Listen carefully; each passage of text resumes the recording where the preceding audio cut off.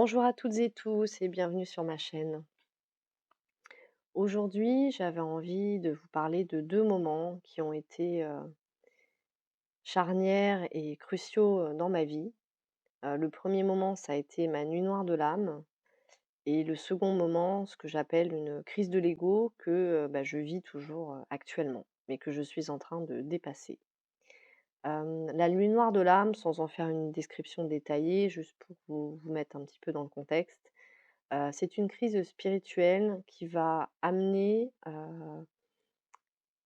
à revoir un petit peu tout ce qu'on a vécu, notre vie intérieure. C'est une épreuve qui invite à se poser, des questions en profondeur pour aller déconstruire, nos croyances, nos schémas, nos masques, nos protections, en quelque sorte. Ces 2 périodes, elles ont été, très éprouvantes et en même temps, après coup, avec du recul, salvatrices et finalement libératrices.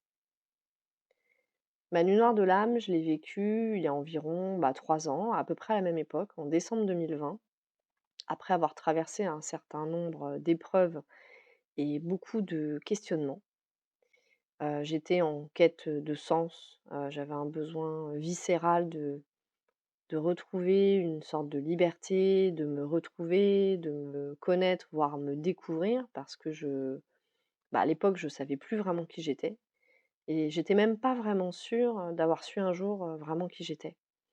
Je me suis construite dans un environnement assez difficile, insécure, voire, violent parfois, et j'avais construit toute ma personnalité finalement, tous mes comportements, mes schémas, mes protections, heu, avec ce que j'avais vécu, avec ce que je pensais qu'on attendait de moi, avec une image un petit peu faussée et j'avais l'impression de pas vraiment être moi, de pas m'accepter comme j'étais et de m'être construite avec des fausses croyances. J'avais un peu l'impression d'être une fraude, en fait. Et donc, fin décembre 2020, tout s'est écroulé, d'un coup. J'ai basculé dans un état de vide intersidéral. Ça a été, très brutal, très souffrant et je comprenais pas ce qui m'arrivait. Donc j'étais déjà sur un chemin, de développement personnel, de connaissance de soi, heu, voilà, de questionnement depuis, plusieurs mois. Hem, mais je pense que j'étais, plutôt en surface, en mode un petit peu pompier, à gérer, mes émotions, mes réactions, mes comportements, que je gérais très mal. Et cette nuit noire de l'âme, elle est intervenue à un moment où j'avais besoin d'approfondir ce travail, je pense et aussi où j'étais prête à l'affronter parce que c'est pas évident. Hem, En fait, c'est comme si, cette période, en fait, m'a permis d'aller chercher finalement, ce qui était tapi dans l'ombre à l'intérieur de moi. Tout ce qui était, dans mes tripes, au fond de mon corps. J'imagine un petit peu, enfin, c'est l'impression que j'avais, voilà, d'avoir quelque chose une noirceur un petit peu, une ombre accumulée là dans le bas du corps, dans les chakras inférieurs, et toute l'ombre accumulée et cachée, tout ce que j'avais mis sous le tapis, tout ce que je voulais pas voir, tous mes comportements défaillants, tous mes schémas de fuite, toutes mes croyances limitantes, tous les masques, tous les murs que j'avais érigés autour de moi, s'effondraient d'un coup et j'ai ressenti un vide, incommensurable. Et c'était vide parce que, plus rien n'avait de sens. J'avais l'impression de plus rien avoir en moi et quand bien même, cette ombre, ce mal-être intérieur, quand bien même j'en avais besoin de m'en débarrasser, de mettre de la lumière dessus. Quand on remet tout en question, quand on remet en question ses fondations, même si elles sont fausses, si c'est pas très agréable et même si c'est pas des choses qui sont bonnes pour nous, c'est une zone de confort et l'humain, il aime pas beaucoup sortir de sa zone de confort, ça fait peur. Et donc j'ai été poussée à sortir, de cette zone de confort, et au-delà du vide, je dirais même qu'il y avait quelque chose comme s'il y avait quelque chose qui mourait à l'intérieur. C'est très déstabilisant, j'ai même pas assez de mots, enfin j'ai pas de mots assez forts pour décrire ce que j'ai vécu. Il y avait plus de repères nulle part, et donc j'ai dû, être ma propre boussole, me retrouver confrontée à moi, en mode, «Bah, tu toute nue maintenant, qu'est-ce que tu fais?» Voilà. Et à partir de cette déconstruction totale, de cette remise en question, j'ai dû me débrouiller et avancer, parce qu'il était hors de question que je reste dans cet état, léthargique et d'incapacité. Donc j'ai cherché à comprendre déjà ce que j'avais vécu, pourquoi j'avais mis en place tous ces comportements, tous ces schémas de fuite, de déni, faire face à de la culpabilité, faire face à de la honte aussi, tout un tas, d'émotions qui sont pas très agréables à gérer. Mais surtout ce qui m'a aidée, c'est que j'ai pas géré seule. J'en étais pas capable et personne autour de moi ne comprenait ce que je vivais puisque personne ne l'avait vécu, en tout cas comme ça et on peut pas prendre le fardeau des autres. Donc j'arrivais déjà pas vraiment à m'expliquer, moi, ce que je vivais, donc l'expliquer à quelqu'un d'autre, c'était un peu mission impossible. La première chose que j'ai faite, et c'est la première chose que je conseille aux personnes, qui vivent une période, chamboulante, de remise en question, de changement, de bouleversement, déjà, c'est de ne pas rester seule et d'en parler à quelqu'un de compétent, un thérapeute, voilà, parce que seul, on peut pas gérer autant d'intensité, c'est trop violent et il y a beaucoup trop d'émotions, qui sont difficiles à gérer et en même temps. Donc je me suis faite accompagner, justement pour pouvoir, comprendre, affronter, heu, ne plus mettre d'œillères finalement, sur, ce que j'avais passé, beaucoup de temps à cacher. Et la deuxième chose, ça a été d'accepter ce processus de changement. Heu, Être bienveillant avec soi, comprendre pourquoi j'avais mis en place, tout ça et me pardonner d'avoir, fait, hem, des choses, dont, je me sentais coupable ou, voilà, peut-être de la honte de certains comportements, de certaines choses que j'avais pu dire et que j'avais bien évidemment mis sous le tapis, pour pas assumer finalement, tout ça. Ça, ce sont des choses qui ont été difficiles à affronter, difficiles à voir et difficiles à accepter, bien évidemment. Donc la bienveillance est primordiale, et surtout comprendre que, tout ce que j'avais fait, je l'avais fait, avec ce que j'avais, en fait. Voilà, j'avais fait tout ce que j'avais pu avec ce que j'avais reçu, avec les outils dont je disposais. Tout comme les autres, font, ce qu'ils peuvent avec ce qu'ils ont reçu. On ne peut pas faire autrement, finalement. Quand on ne sait pas faire, on fait comme on sait faire, comme on croit qu'on doit faire, finalement. Donc ça, c'est une partie importante du processus, c'est déjà de conscientiser les choses, de les comprendre, de les accepter, d'y mettre énormément de bienveillance et d'empathie envers soi et finalement de se pardonner.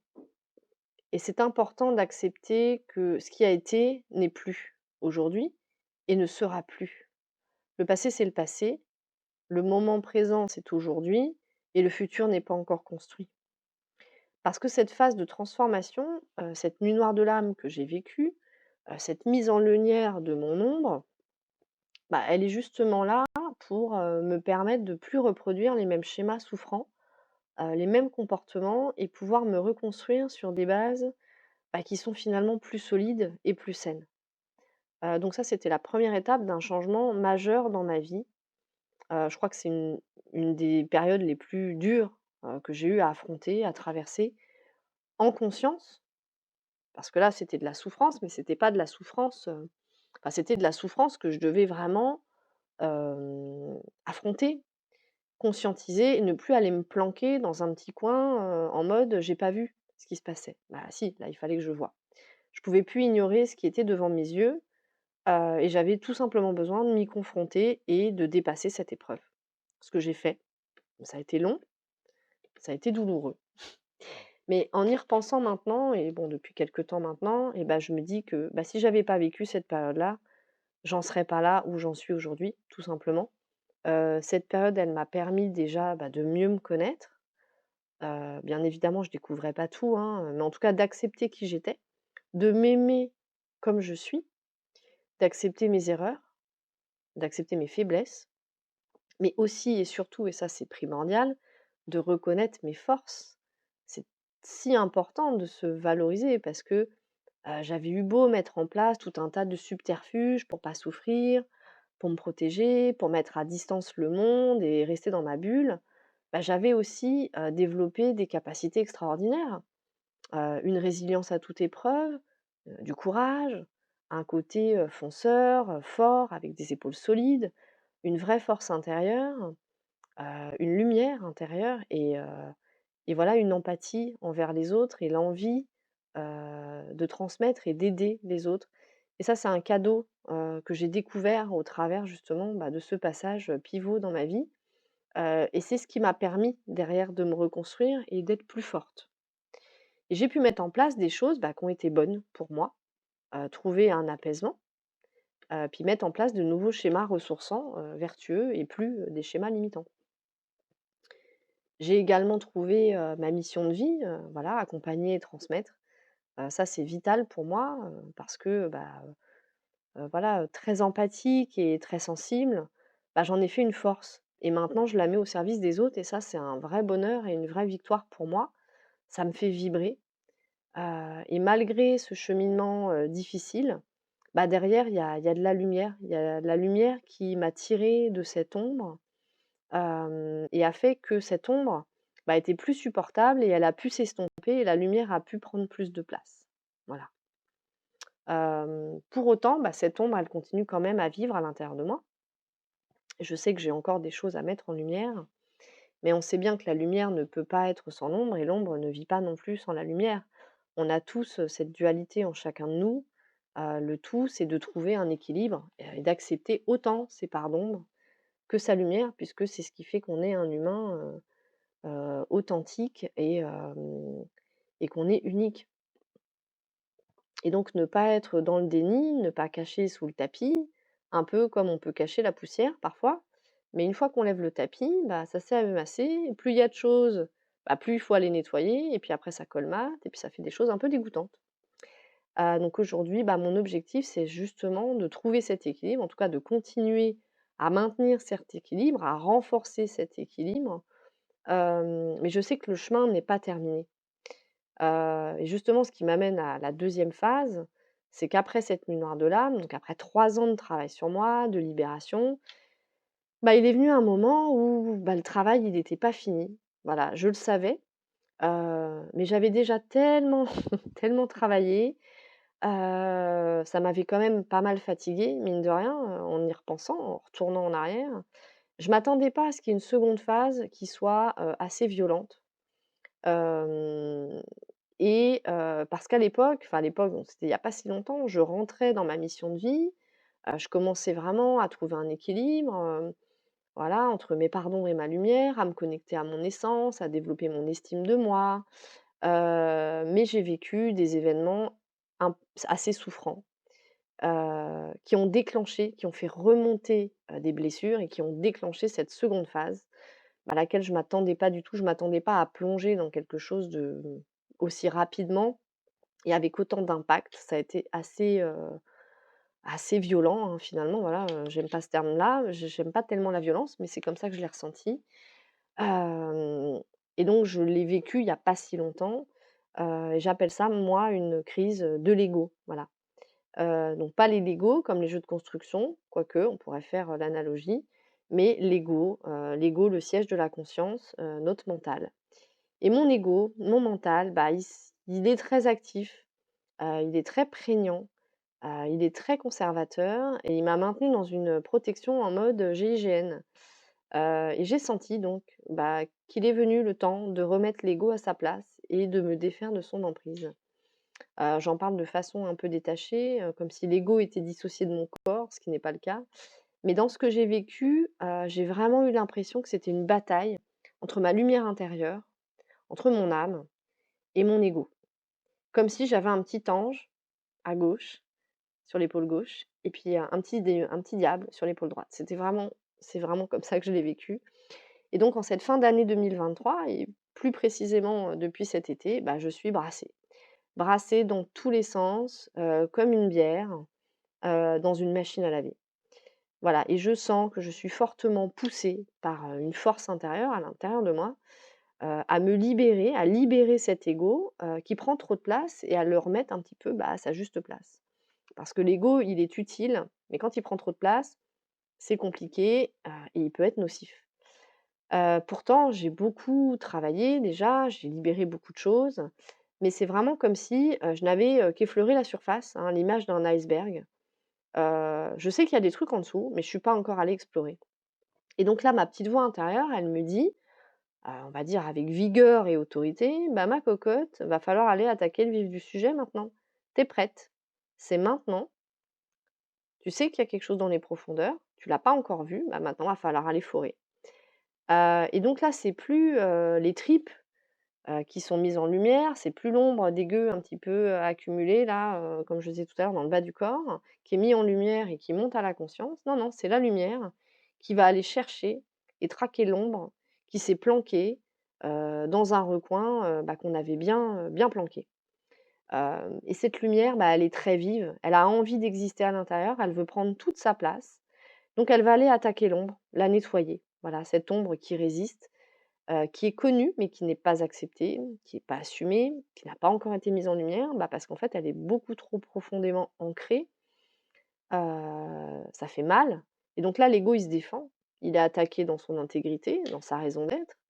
Il est en bataille pour survivre et donc il me dit un petit peu, «Bah, tu te rends compte, tout ce qu'on a mis en place, tout ce qu'on a fait ensemble, tu as vraiment envie d'aller, remuer tout ça là, tu as vraiment envie d'aller remuer toute cette souffrance?» Parce que l'ego, il essaie de protéger. Mais en fait, oui, oui, bien sûr que j'ai envie d'aller libérer cette souffrance parce que, je suis poussée à le faire à l'intérieur de moi. Je suis poussée à aller libérer tout ça et je sais que je ne peux plus vivre en ne sachant pas ça et faire comme si c'était pas devant mes yeux. Voilà. Donc là, bah, ça devient la grosse étape, bah, d'aller nettoyer vraiment au Karcher. C'est l'image que j'ai, hein, d'aller nettoyer au Karcher et je suis poussée à m'y confronter, à lâcher et à changer et à libérer, ce qui doit être libéré et trouver un vrai équilibre, et me reconnecter à moi profondément. Donc comme vous pouvez l'imaginer, ça secoue beaucoup parce que c'est vraiment, bah, la confrontation avec, ce qu'on veut pas voir, voilà, ce qui fait mal, heu, vraiment ce qu'on a planqué parce que ça fait trop mal, en fait. Mais bon, à un moment donné, en fait, je sens que je peux plus faire comme si ça n'existait pas. Donc là, c'est le travail que j'ai entrepris depuis plusieurs semaines. C'est la libération dont j'ai besoin, la reconnexion à mon essence, tout simplement. Je sens que je dois laisser ma lumière jaillir et trouver l'équilibre entre, bah, ma lumière et mon ombre. Accepter aussi bien ma lumière et mon ombre, m'aimer inconditionnellement et mettre en place, bah, tout ce qui est bon, pour moi. Donc c'est un vrai chemin de retour à soi vers, sa complétude et la libération. Et je réalise que c'est fondamental et vital pour moi, car je sens que c'est le moment, déjà.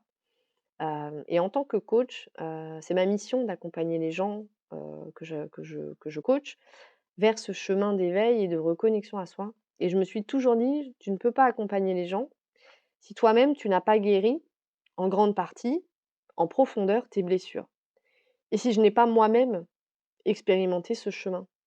Donc là, c'est un vrai cadeau que je suis en train de me faire. C'est un vrai cadeau que je fais aussi aux personnes que j'accompagne, bah, et je l'espère à vous qui m'écoutez. Si ce message résonne en vous, bah, je trouve ça génial donc laissez-moi un petit commentaire, j'en serais, très, très contente et puis je pourrais, échanger avec vous et je me dis voilà, si je peux contribuer à planter une petite graine qui va germer dans votre esprit, apporter des choses à la conscience peut-être, ouvrir le champ des possibles, bah, c'est génial en fait et c'est ma mission, 1 et donc bah, j'en serais ravie et enchantée.